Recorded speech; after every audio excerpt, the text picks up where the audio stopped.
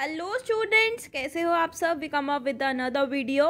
तो इस वीडियो में हम क्या शुरू कर रहे हैं, हमारा पार्ट 4 शुरू कर रहे हैं। इसमें हमारा मेन टॉपिक क्या है, that is food poisoning.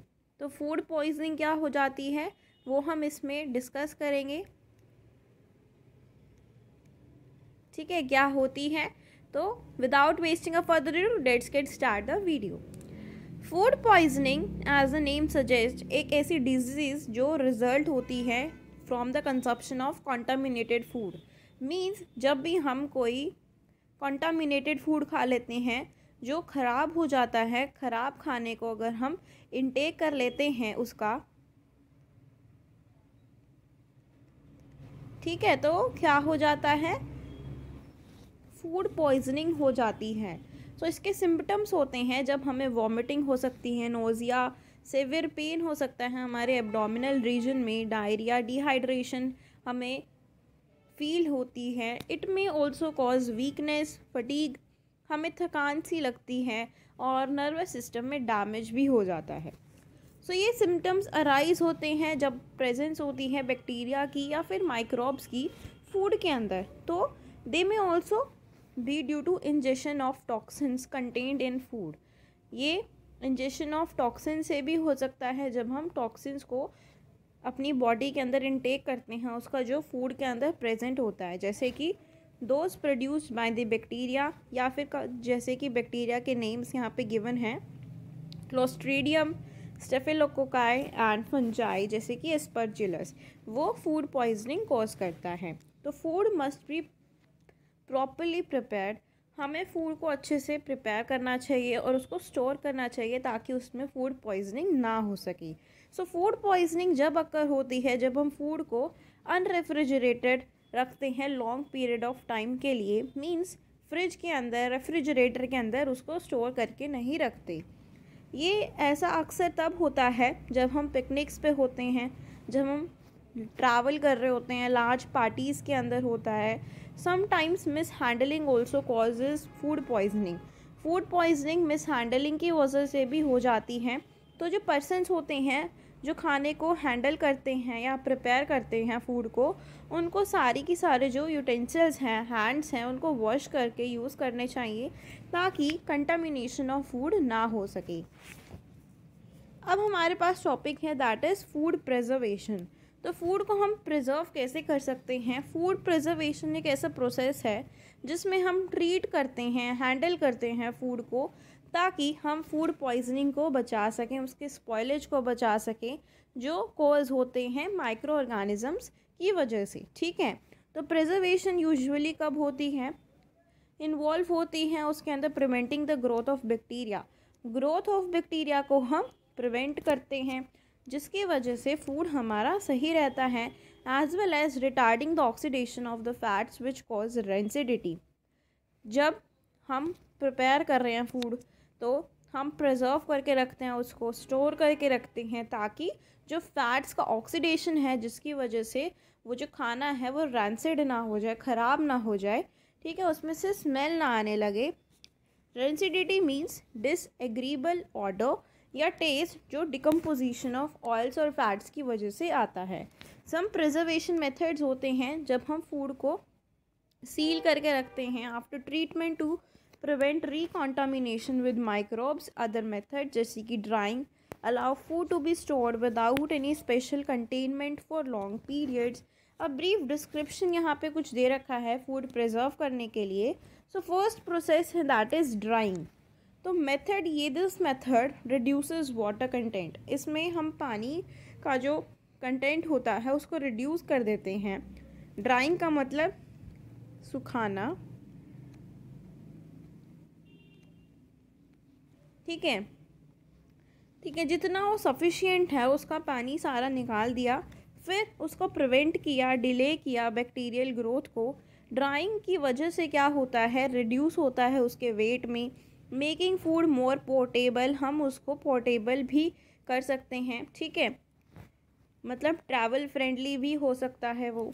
And some common food stuffs जो प्रिजर्व किए जाते हैं ड्राइंग से, जैसे कि apple, pear, banana, mango, papaya, apricot and coconut.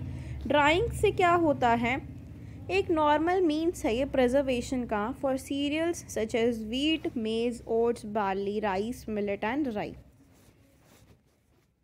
अब सेकेंड हमारा जो मेथड है that is preservation using sugar and salt. तो ये हमने कहाँ देखा है, ये हमने पिकल्स में देखा है जो हमारे घर में हमारी मदर्स करती हैं।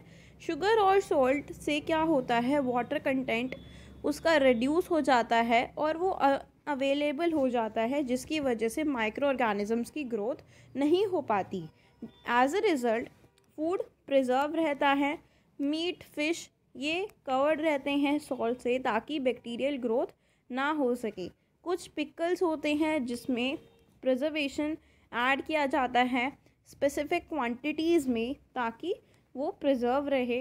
जैम्स, जेलीज़ ये भी प्रिजर्व किए जाते हैं जिसमें शुगर एडेड होती है। फाइन, नेक्स्ट हमारा थर्ड मेजर जो हमारा मेथड है that is preservation using acetic acid. So acetic acid में क्या होगा, acetic acid in the form of vinegar में हेल्प करेगा।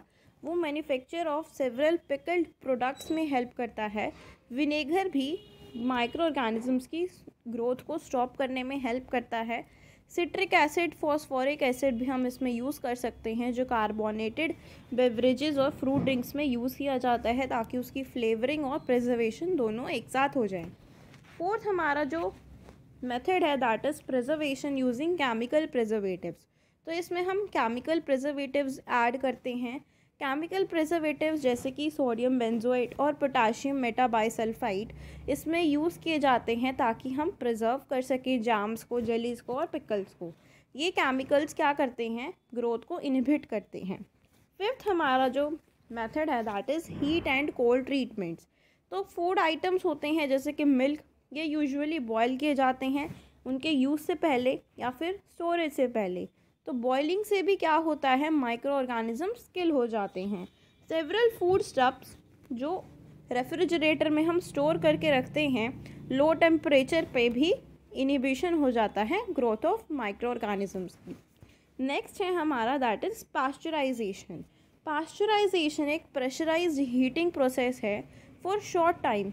It may be considered as mild form of heat treatment.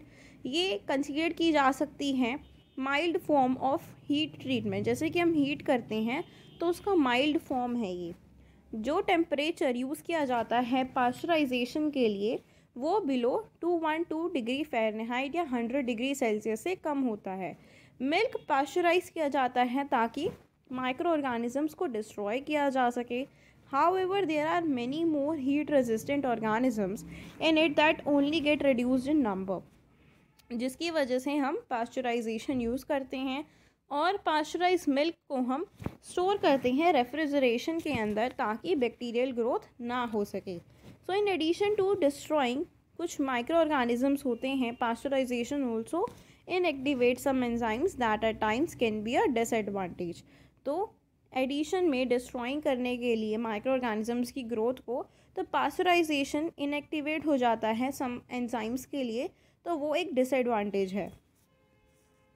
Seventh method है that is vacuum packing. Vacuum packing हमने देखा है जब हम कोई भी सामान लेने जाते हैं तो वो हमें एक पॉलीथीन में देते हैं, ट्रांसपेरेंट पॉलीथीन में। तो वो एक मेथड है वैक्यूम पैकिंग का।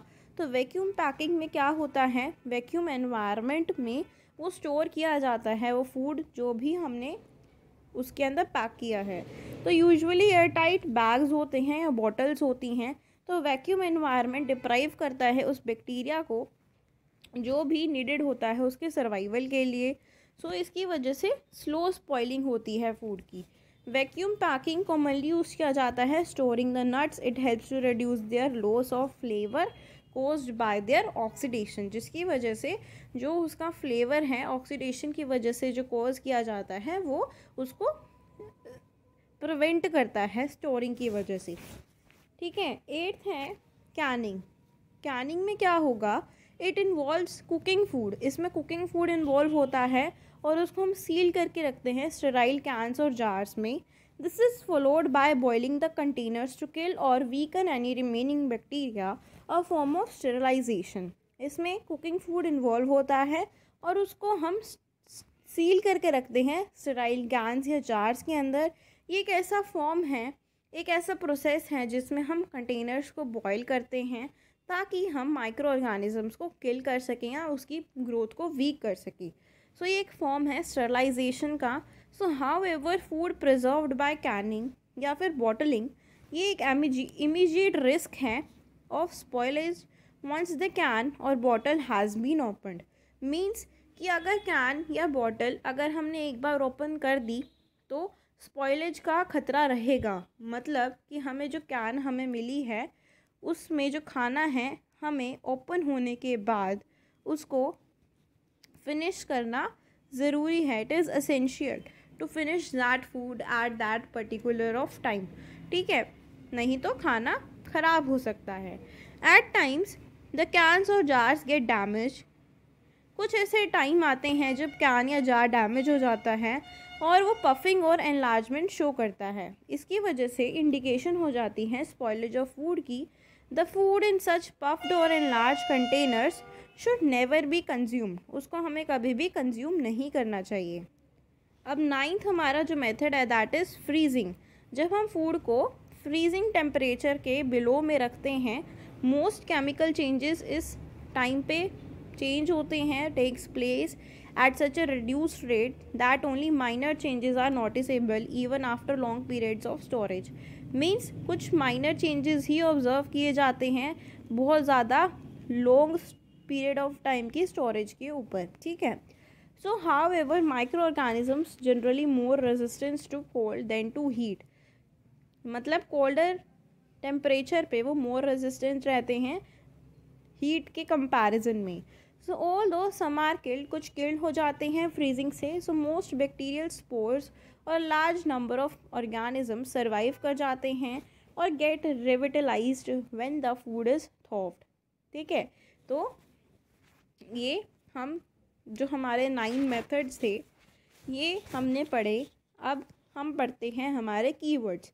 सो एंटीबायोटिक केमिकल्स जो प्रोड्यूस होते हैं माइक्रो ऑर्गेनिज्म से, जो उनको किल करता है, इनहिबिट करता है उनकी ग्रोथ को ताकि अदर हार्मफुल माइक्रो ऑर्गेनिजम्स किल हो सकें।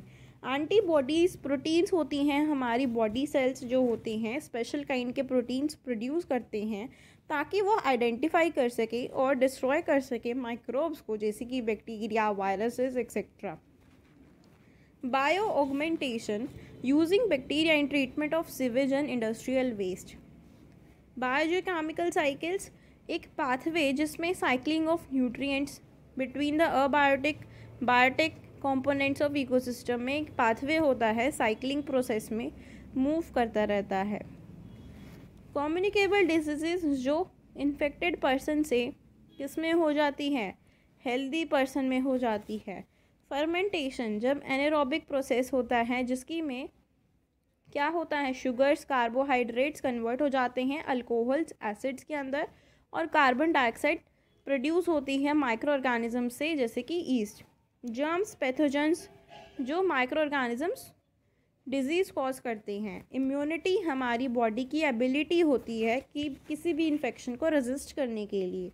Microbiology study of micro organisms को हम माइक्रोबायोलॉजी बोलते हैं। पास्चराइजेशन हमने अभी पढ़ा था, एक ऐसा मेथड जिसमें हम मिल्क को प्रिजर्व करके रखते हैं by heating it to 72 degrees Celsius followed by quick cooling।